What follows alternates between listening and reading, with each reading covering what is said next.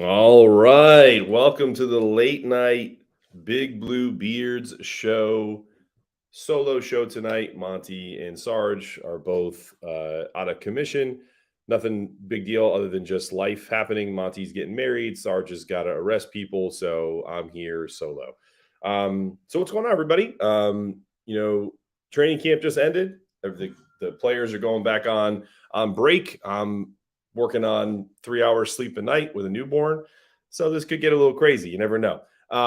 So I wanted to jump in and talk about what's going on with this team. There's a few things that I feel like have been permeating through Twitter and really the Giants community as a whole. And it starts with the biggest domino on the team other than Daniel Jones, right? Saquon Barkley. He's been in the news lately because of rumors that he may sit out the year, doing kind of a little bit of press, not intentional, but I think he was at an event to support something that he is doing with a camp.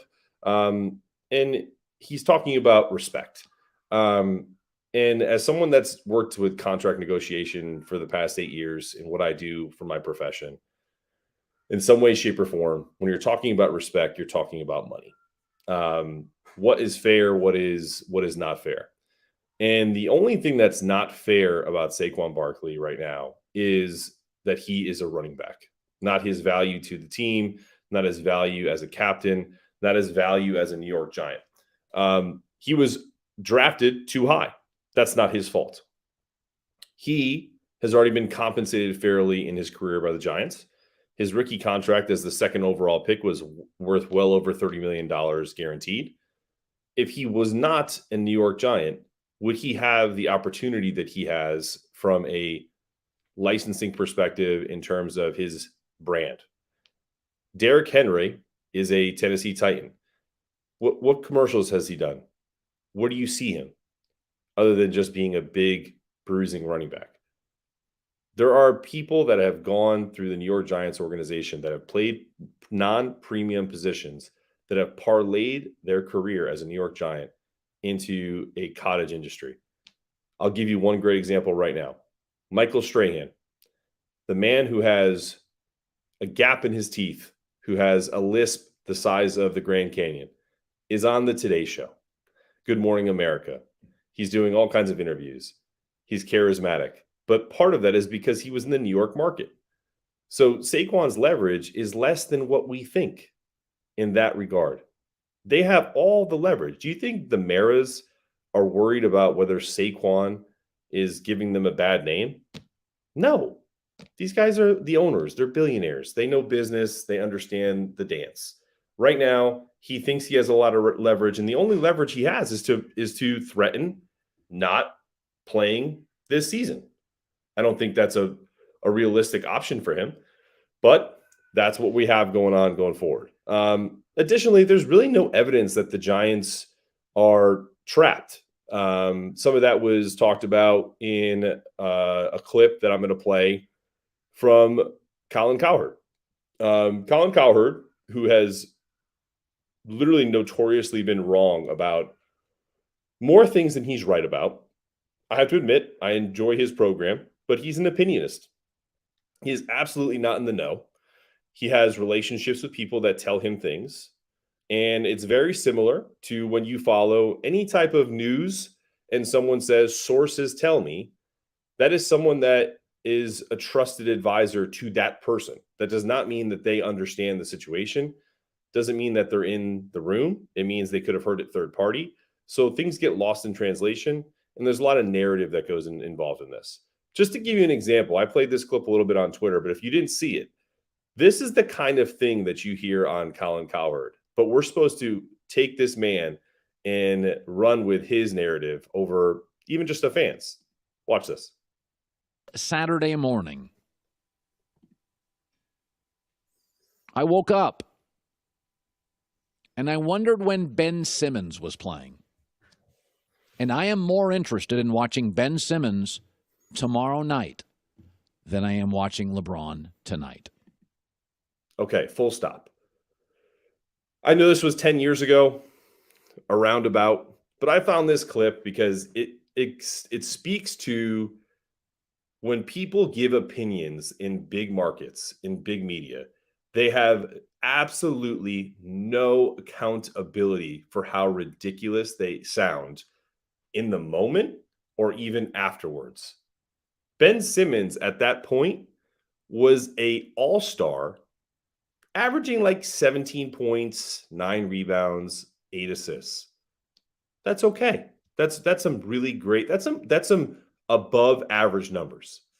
To mention him in the same breath as a LeBron James tells me all I need to know about this man. Listen even further.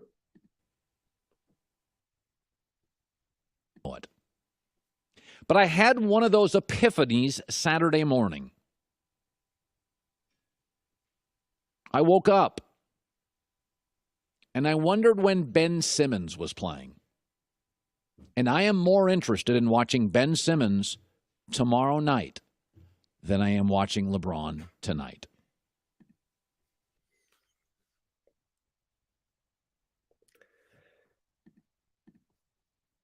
I know it's revisionist history, but where I'm trying to paint a pattern. This is what people do in the media. How about another famous opinionist? I don't have an issue with Stephen A. Smith. I think a lot of times he gets put in situations where he's not the subject matter expert. But what's a Stephen A. Smith? If you were to say, what's Stephen A. Smith's biggest expertise? Is it football? No. Is it basketball? Yes. Is it anything else? I don't know. He's been in the sports world. He's been a journalist for years. And this clip always cracks me up too. This is a compilation of Stephen A. Smith making predictions. Do this. Were you shocked by this outcome? I don't think shock begins to describe it. And I heard that Richard Sherman was calling folks idiots and stuff like that for picking against him. Let me be the first one to stand up and say, you were right. I'm the idiot. Now, I have to give Stephen A. credit. That's probably the only clip I have or have seen that he's taken accountability about how stupid of a call he's made. Continue. Well, first of all, let me say this, Skip Bayless. Obviously, I was dead wrong because I thought that somehow, some way, Peyton Manning would be able to figure them out.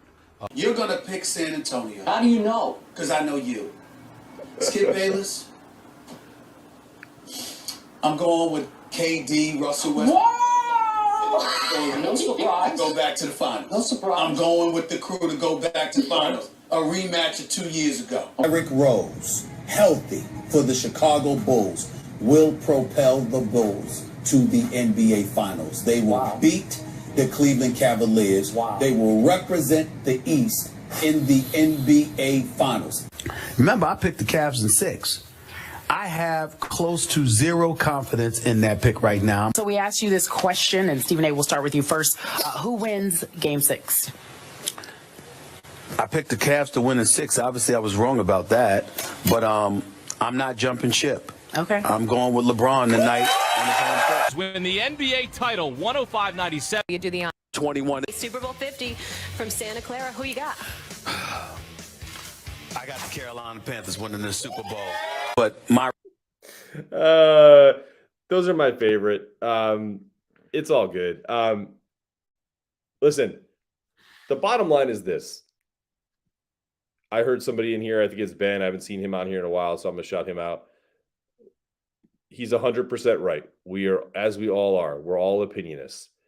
But the point I'm trying to make, Ben, if you're still on, and to others, is that someone that's in the media that's getting paid $5, $6, $7 million to be on a Fox Sports News or an ESPN is not as in the know as what other people do. So when people use these clips or use these comments to then create narratives about we have to sign Saquon or Daniel Jones is overpaid or Darren Waller was, we traded for him, but he's a 30-year-old tight end that is injured all the time. All of these things, right? These are things that are used to kind of for clout and also for argument's sake. I'm trying to paint a picture that just because someone isn't in the locker room, they understand what what's going on with this team. If you've been watching this team for 35 years, as I have, and as others have, and maybe have played the sport, even if you haven't played the sport or understand sports in general, you can kind of get an idea of the trends of what's happening with this team. It's cyclical. This team has been in shambles, and Brian Dable comes in and cleans up what's going on with his staff. He gets Daniel Jones righted. Is Daniel Jones a superstar? No. Is he a starting quarterback in the NFL with upside? Yes. He plays a position that pays more than a running back. So to create cap space, they created a team-friendly contract. 2 years, $42 million or $82 million guaranteed is a team-friendly contract. So to then mirror this stuff about how Daniel Jones getting paid is preventing Saquon Barkley from getting paid, that is absolutely false. They were never going to a level that Saquon's representatives are trying to get. God bless him. I hope he gets it. If they can figure out a way where they can pay him what he wants from a guaranteed perspective and an AAV perspective, then fine. But please stop putting the false narrative out there that Daniel Jones has anything to do with Saquon. It has nothing to do with him. Saquon Barkley's record, I had a clip that I wanted to show. I didn't put it in the stream. Is 19-40 with one tie with him being a starter in the NFL. Again, these records are not fair. They're not fair to him. Daniel Jones' record is not fair to him because this is a team sport, guys. More goes on the quarterback than the running back. But if we're going to call Saquon Barkley the face of the franchise, then use that same energy with wins and losses that you do with quarterbacks. That's my only issue. So that's his record, 19-40. Not going to get it done, guys. Not going to get it done. Finally made the playoffs. They won a game in which he played pretty well, right? But the star of that game was Daniel Jones. But then what do? Well, the Minnesota Vikings were a shitty team. 13 wins. Awful. What an awful season in the NFL. I get tired of it, guys. I really do. But what are we really asking, right? How does this affect LeBron James' legacy? I'm kidding. But no, that's how these things start. And I want to break up maybe the tension, or if you guys have any questions in the chat, feel free to ask anything that's been going on in my world. It's been a wild ride, guys. I started a business, had a baby, and just trying to keep up with all this giant stuff. It's been great. But this is something that I thought was hysterical with ChatGPT in AI and how things can get put. So check this out. To the window, to the wall, until the sweat drops down my balls, until all you bitches crawl. Oh, skeet, skeet, goddamn. Oh God, technology is a wonderful thing. Yeah, no, thanks, Ben. And Ben, I'll be honest with you, man. In the chat, you said was Daniel Jones righted? According to being on a team that had awful offensive scheme, nothing was ever easy, awful coaches, a new offensive coordinator every year, I 100% think he was righted, because now he's under Kafka for a second straight year. It's the first time he's been with an offensive coordinator for the second straight year since Jason Garrett. And how good of an offensive coordinator is Jason Garrett? Jason Garrett was running an offense for 1998, not 2022.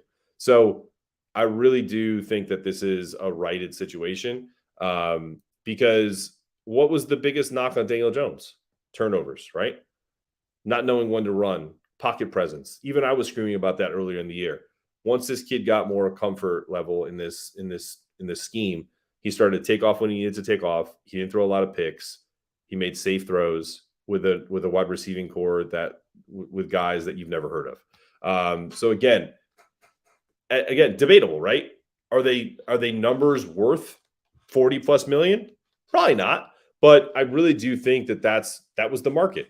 If you don't think that another team would have thrown Daniel Jones 3 years, 95 million guaranteed, I think you're wrong, considering the how difficult it is to be an NFL quarterback and the type of players that end up getting contracts and second chances. If you're a first round pick and you are a top 10 pick, whether you thought Daniel Jones was or not, he's going to get chances. He is a starting quarterback in the NFL. If you can name me 32 better quarterbacks than him, I'd love to hear it. but you probably can't name 13 or 14. So I think he's in that middle of the pack. And that's what middle of the pack quarterbacks get paid.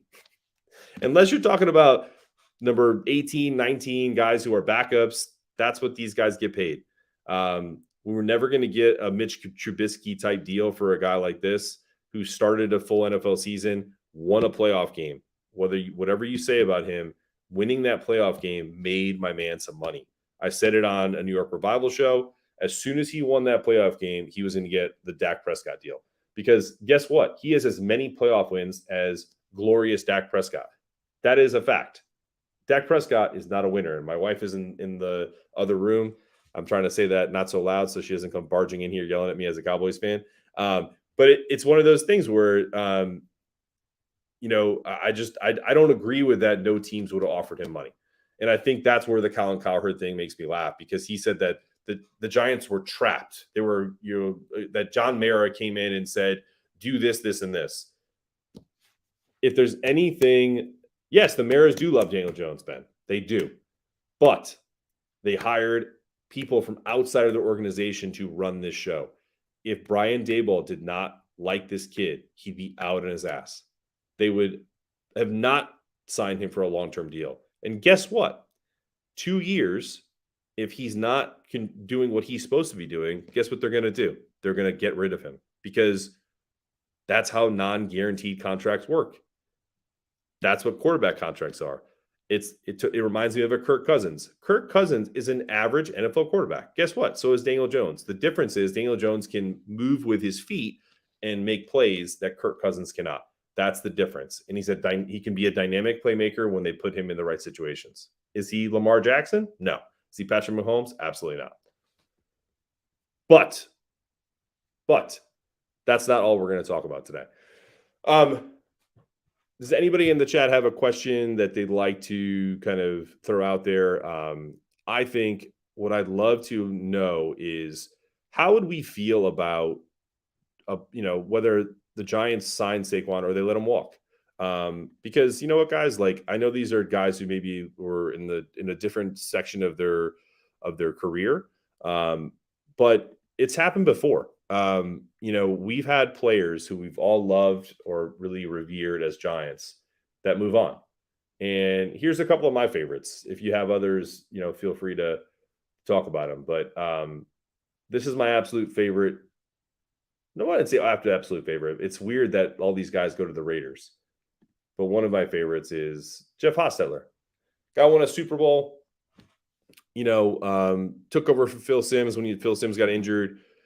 Beat the vaunted Buffalo Bills. No one's crying over Jeff Hostetler going to the Raiders. This is my all-time favorite.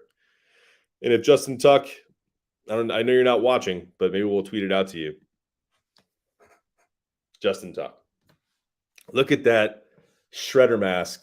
It is absolutely fantastic. I love Justin Tuck. Here's another guy who, talking about the New York market, got Subway ads, was all over, different commercials in the New York area. Must have made an extra $5-6 million just by being in this market and being charismatic, tying to Michael Strahan and other folks on that defense. Absolutely should have gotten consideration for a Super Bowl MVP at the minimum in the game against the Patriots. 2.5 sacks, fumble. Guy was an absolute monster in that game. Those are my guys. That's 2 examples. Anybody else have another example of a guy? Love Justin Tuck, guys. Mason, you hated Jeff Hostetler? Are you serious? I mean, great mustache, right? Crypto, great mustache. Absolutely. Justin Tuck got his master's. Kudos to him. I think he went to Wharton Business School, right? And Justin Tuck, absolutely the MVP of that Super Bowl. Eli Manning, you could debate it, but here's the thing, Ben, right?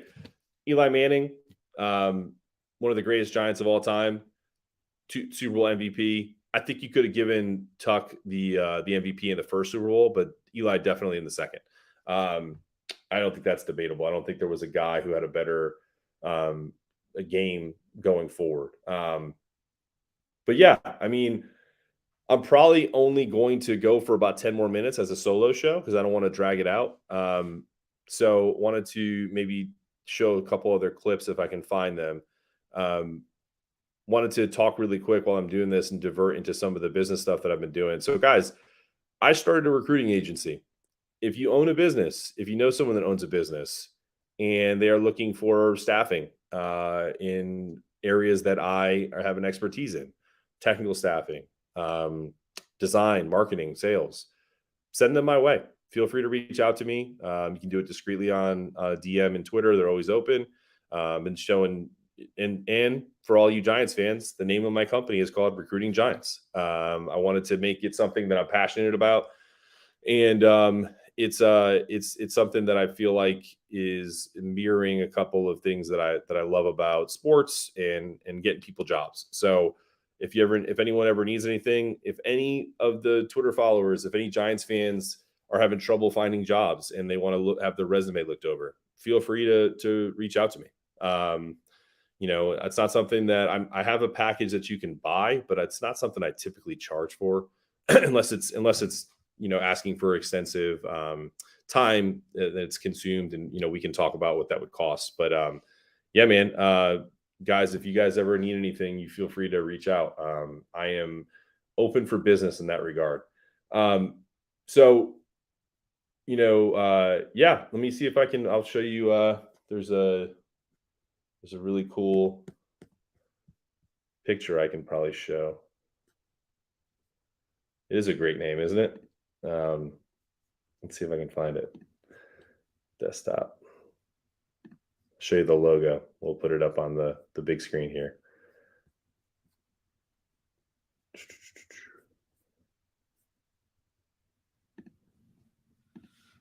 The only thing about having a solo show is I feel like there's a lot of dead air and I don't want to talk a million hours. So that's why I'm trying to wrap this up and let you guys get on with your day. And let me get back to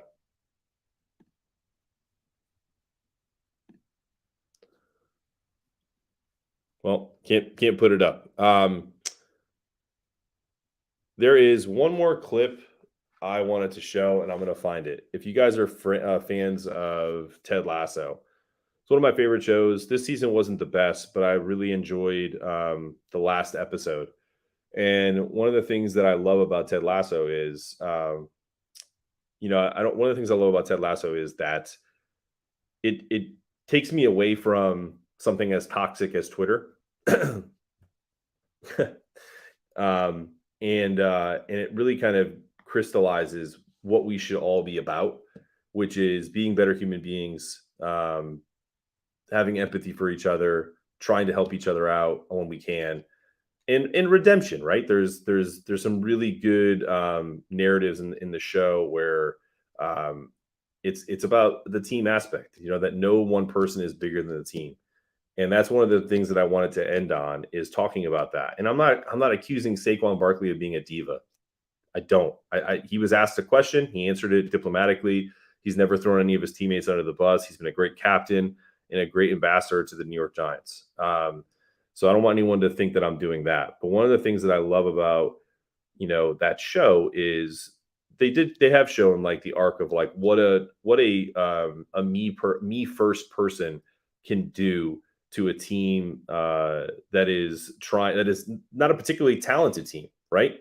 So it's one of those things where you can really try to talk about, well, we need to have the best talent, but really what it's about for me is it's about finding the people that buy in 100%.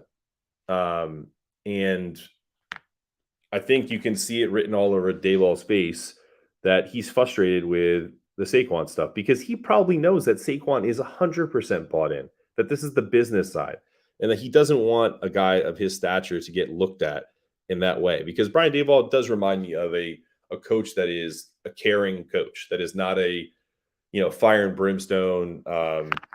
It's never hard to root for the guys that are on this team.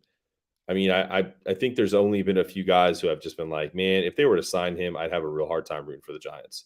I always am proud of the fact that they are a team that is, stands for something at least. I think, there's something, that can be debatable, right? Oh, no, Ben, I did not. I said I don't think that his interview was self-serving at all. I think that he was asked a question at an event. He didn't sit down with anybody, a la Odell Beckham, and take shots at his quarterback. He said, "Don't try to spin it. Don't try to spin it like I'm trying to say anything negative about Daniel Jones." He was pretty confident in his convictions, and I really appreciated that. So yeah, I'm a huge fan of Saquon Barkley. I mean, if you see any of these like workout videos I put out, I'm rocking my Saquon shirt when I go work out. I'm always rocking Giants. There's only a few players that I've bought jerseys for. And I have to feel like they're a special player for me to want to do that. And Saquon is definitely one of those guys. And so one of the things that I'm going to show is there's a scene at the very last episode of Ted Lasso ever. And he is bringing in his guys to kind of rally them around for like a comeback in the second half. And hopefully I'm not ruining it for anybody, but before I jump, I'm gonna jump off here in about 5 minutes. I'll show that. I kind of queued it up. And that to me is what being thanks, Big Dash. If you guys haven't subscribed to anything Big Dash, definitely do so. That's our guy. He's filled in for me in the past. I would love to have you on. Speaking of that, if you haven't liked and subscribed to Big Blue Beards already, feel free to do so now. Yeah, I think Ben said he's never seen Ted Lasso. Ben, you should watch it. And I'll tell you the other thing too is everyone complains about subscriptions and everyone what was I going to say is the like subscriptions for how much they cost. Like Netflix is like $22 and all these different things. My thing is if you want a great service, Apple Plus is the best deal in non-cable. $6.99. There are so many great shows. There's shows that you've never heard of with great actors. I started watching Mosquito Coast with that dude Justin Theroux. Fucking crazy action. Really great drama already. It's like 4 episodes in, and I'm hooked. And there's like 3 seasons. So there's usually like, because it's such a big conglomerate, there's a lot of episodes. You don't ever have to worry about if they're gonna, it's a great show and then they cancel it, right? So you got 3 seasons of Ted Lasso if you've never seen it. I feel like I should be sponsored by Apple, but I feel like it's one of the better streaming services that we have. So unless you guys have another question, I'm going to get back to being a dad. But if you have any questions about my business, if you have any questions about things I talked about tonight, feel free to reach out, guys. Like I am over the fighting on Twitter. I love every single one of you, whether you agree with me or not. I'm here for you. I'm here for you if you need anything. I know sometimes in the past, and I'm sure there's people that if they watch this are like, that dude has talked so much shit.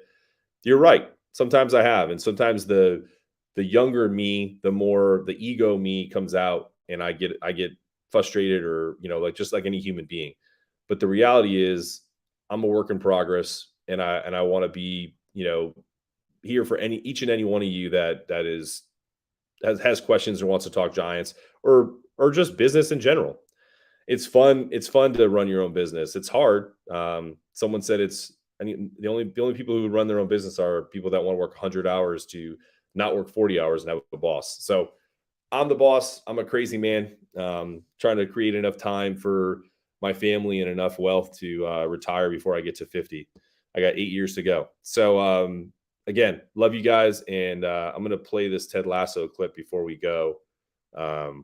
Let's see if it'll play. Pretty sure I got it.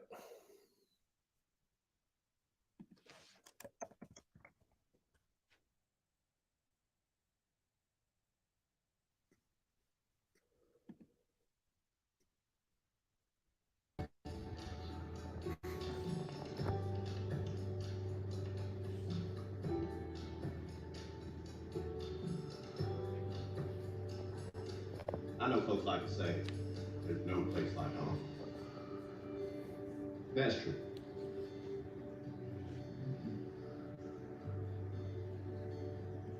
There ain't a whole lot of places like AFC Richmond. Yeah. Richmond free. 1, 2, 3,